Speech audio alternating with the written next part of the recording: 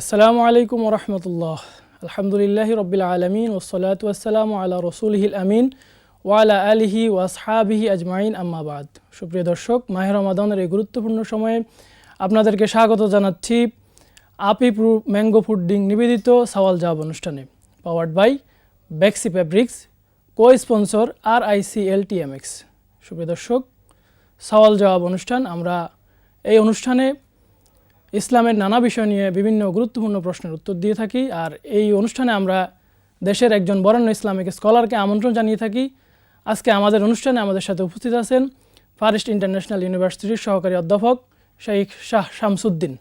আসসালামু আলাইকুম ওয়া রাহমাতুল্লাহি ওয়া বারাকাতুহু। ওয়ালাইকুম আসসালাম ওয়া রাহমাতুল্লাহ। শেখ কেমন আছেন? আলহামদুলিল্লাহ মুহতারাম, আপনি কেমন আছেন? জি আলহামদুলিল্লাহ। শেখ, আমরা শুরুতে আপনার কাছে আসছি, আমরা রমাদানে কেমন খাবার গ্রহণ করব এ সম্পর্কে যদি একটু বলতেন। আলহামদুলিল্লাহ ওয়াসসালাতু ওয়াসসালামু আলা রাসূলিল্লাহি ওয়া বা'দ। আপনি চমৎকার একটি বিষয় আনয়ন করেছেন যে রমাদান মাস, অথচ আল্লাহ রাব্বুল আলামিন রমাদান আমাদেরকে দান করেছেন যাতে করে আমরা আল্লাহ পাকে নিজেকে পবিত্র করে আল্লাহ পাকের কাছে উপস্থিত হব। অথচ আমরা দেখি রমাদানে সাধারণভাবে আমরা রমাদান ছাড়া যেভাবে খাদ্য গ্রহণ করি, রমজানে খাদ্য এটা একটু ব্যতিক্রম হওয়া দরকার আমাদের কন্ট্রোল করার জন্য। রমাদান এসেছে মূলত আমাদেরকে আত্মনিয়ন্ত্রণ করার জন্য, আমাদেরকে সংশোধন করার জন্য, সেটা বাহ্যিক, আত্মিক, আধ্যাত্মিক সব কিছু মিলিয়ে। তো দেখা যায় রমাদানে আমরা রোজা রাখার পরে আমরা দেখা যায় ইফতারের সময় বিশাল এক খাদ্যের ঝুড়ি নিয়ে আমরা বসে যাই, এবং আপনি দেখবেন এবং সাহারিতেও বিশাল একটা খাদ্য ভাণ্ডার আমরা রাখি। তো খাদ্য অভ্যাস কেমন হওয়া উচিত? আসলে রাসূল আরবি সাল্লাল্লাহু আলাইহি সাল্লাম হাদিসে কারিমে বলেছেন, মুমিনুদ দাঈফু খায়রুম মিন আল মুমিনুল কাবিয়্যু খায়রুম মিনাল মুমিনিদ দাঈফ, যে একজন শক্তিশালী মোমেন একজন দুর্বল মোমেন অপেক্ষা উত্তম। তো এই জন্য ইসলাম হচ্ছে এমন একটি জীবন ব্যবস্থা, তিবিয়ানান লিকুল্লি শাই, ফররাতনা, যে প্রতিটা বিষয়ের সুস্পষ্ট বিধান, তিবিয়ানান অর্থাৎ বিস্তারিতভাবে ইসলাম বর্ণনা করেছে। Islam is not only religion but also complete and latest code of life by the given all human solution. অর্থাৎ মানবতার জন্য প্রয়োজন এমন কোনো বিধান নেই যা ইসলাম তার জীবন ব্যবস্থায় আলোচনা করেনি। তো এই জন্য খাদ্যাভ্যাস কেমন হওয়া উচিত? আসলে আল্লাহ রাব্বুল আলামিন দেখেন কতটা ইসলাম পরিপূর্ণভাবে, অর্থাৎ মানব জীবনে তার চলাফেরা কেমন হবে, তার শরীর সুস্থ রাখার জন্য কি প্রয়োজন এবং কিভাবে সে চলবে, তার জীবন আচরণ করবে, আল্লাহ রাব্বুল আলামিন সকল বিষয়ের একটি বিধি বিধান দান করেছেন। তো এই জন্য আল্লাহ রাব্বুল আলামিন পবিত্র কোরআনে কারিমে অন্যত্র বলছেন যে আল্লাহ রাব্বুল আলামিন হলেন পবিত্র, নিজে পবিত্র, আর আল্লাহ রাব্বুল আলামিন গ্রহণ করবেন পবিত্র। কুলু মিন তাইয়্যিবাত ওয়া আমিলু সলিহাত, যে তোমরা খাও পবিত্র জিনিস এবং সলেহ আমল করো, নেক আমল করো। এই জন্য পবিত্র এবং পরিচ্ছন্ন খাদ্য গ্রহণ করতে হবে। আমাদের পৃথিবীতে যতভাবে আমরা যেভাবে খাদ্যগুলোকে পরিবর্তন করছি, মডিফাই করছি, আমাদের স্বাস্থ্যে ততটা এর ঝুঁকি বেড়ে যাচ্ছে। আল্লাহ রাব্বুল আলামিন সব কিছু কিন্তু একদম প্রাকৃতিকভাবে আমাদেরকে দান করেছেন, প্রতিটা জিনিস আপনি দেখবেন। অথচ আমরা এসে আজকে জাঙ্ক ফুড, অতিরিক্ত তেলে ভাজা, বিভিন্ন রকমের মশলার সমাহার, এলোমেলো করে এটাকে আরও মিক্স করে আমরা যখন খাই, তখন কি শরীর যেভাবে আল্লাহ পাক যেভাবে নেচারকে দিয়েছেন, প্রকৃতিকে দিয়েছেন, যখন আমরা এটাকে ভিন্নভাবে এটার মধ্যে প্রবেশ করানোর চেষ্টা করব, তখন সে যথাযথভাবে রিসিভ করবে না। এই জন্য আজকে দেখেন আমাদের সমাজে ডায়াবেটিস, হাই কোলেস্টেরল, তারপরে শারীরিক বিভিন্ন সমস্যা দেখা দিয়েছে। আপনি দেখবেন মুসলমানরা জ্ঞান বিজ্ঞানের একটি উন্নত যুগে আরোহণ করেছিল 1000 খ্রিস্টাব্দের আগে পড়ে। আপনি বিশেষ করে দেখবেন মধ্যপ্রাচ্যে, তখন মুসলমানরা জ্ঞান বিজ্ঞানে ব্যাপকভাবে কাজ করেছে। বিশেষ করে ইবনে সিনা চিকিৎসা বিজ্ঞানে ব্যাপক কাজ করেছেন, এবং অনেকে আলবিরুনি, তারপরে হাইসাম সহ অনেক বিজ্ঞানী, জ্ঞান বিজ্ঞানের অনেক বড় বড় মনীষী ছিলেন। কিন্তু আপনার ইদানিং এই শতাব্দীতে এসে মুসলমানদের জ্ঞান বিজ্ঞানের চর্চাটা কিন্তু কমে গিয়েছে। জাপানি বিজ্ঞানী উসামি, তিনি 16 সালে নোবেল পুরস্কার পেয়েছেন যে রমাদানের খাদ্য অভ্যাস এইটার উপরে তিনি গবেষণা করে তিনি দেখেছেন যখন মুসলমানরা যখন সকাল থেকে একদম সন্ধ্যা পর্যন্ত, অর্থাৎ সূর্যাস্ত পর্যন্ত না খেয়ে থাকে, তখন তার বডিটা রিসাইকেলিং হয়। তার যে কোষগুলো আছে, মরা কোষটা ভালো কোষ খেয়ে ফেলে ওটাকে রিসাইকেলিং করে এবং তাকে পরিচ্ছন্ন করে। জি শেখ, আপনাকে ধন্যবাদ। আমরা আবারও আপনার কাছে ফিরব। সুপ্রিয় দর্শক, সময় হলো একটি বিরতির পর আমরা আবারও ফিরে আসব। ততক্ষণে আমাদের সাথেই থাকুন। সুবহানাল্লাহি ওয়া বিহামদিহি, সুবহানাল্লাহিল আযীম।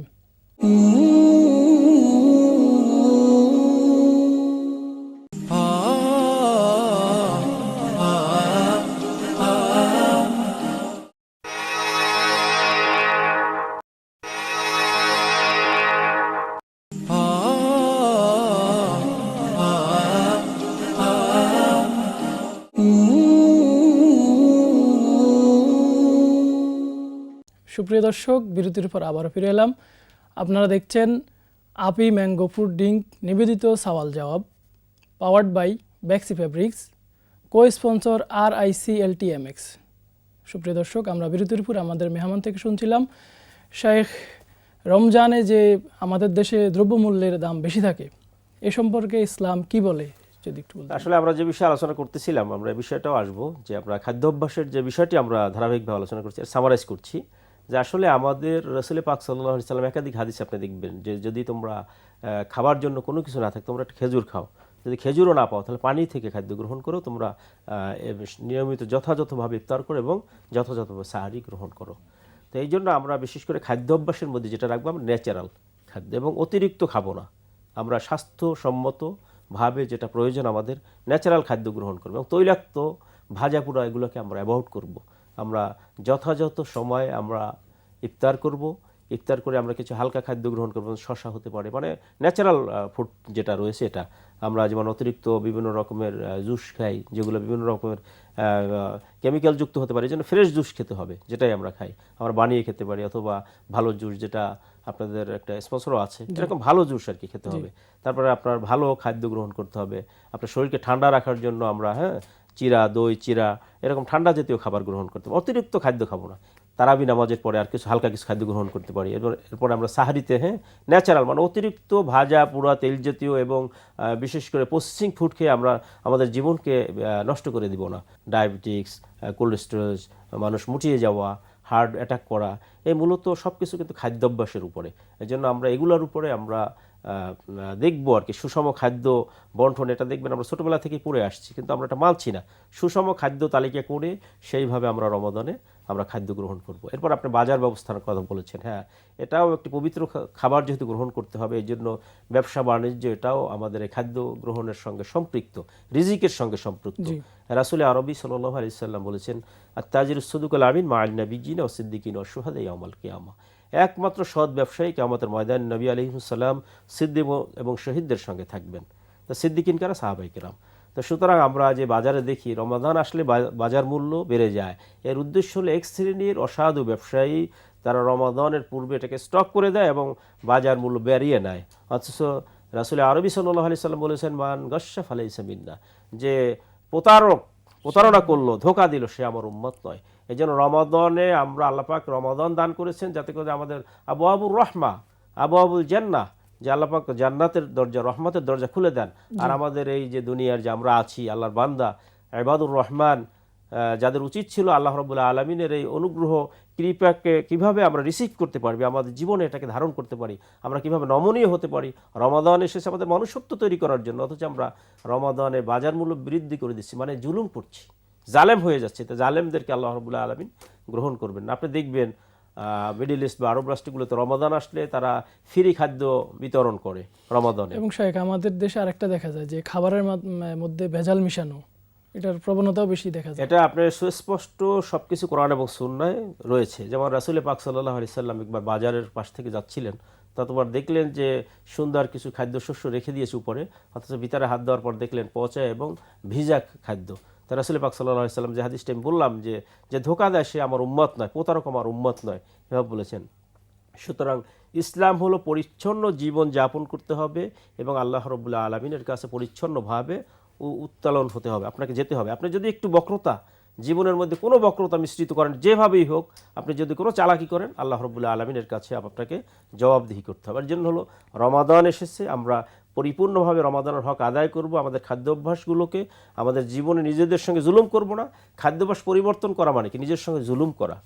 আল্লাহ রাব্বুল আলামিন থেকে আমাদেরকে পানা দান করুন। জি শাইখ, আপনাকে অসংখ্য ধন্যবাদ কষ্ট করে আমাদেরকে। আপনাকে মোবারকবাদ জানাচ্ছি অত্যন্ত গুরুত্বপূর্ণ একটি বিষয় উপস্থাপন করার জন্য।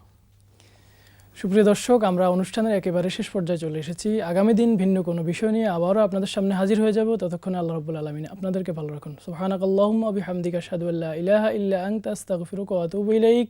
আসসালামু আলাইকুম ওয়া রাহমাতুল্লাহ।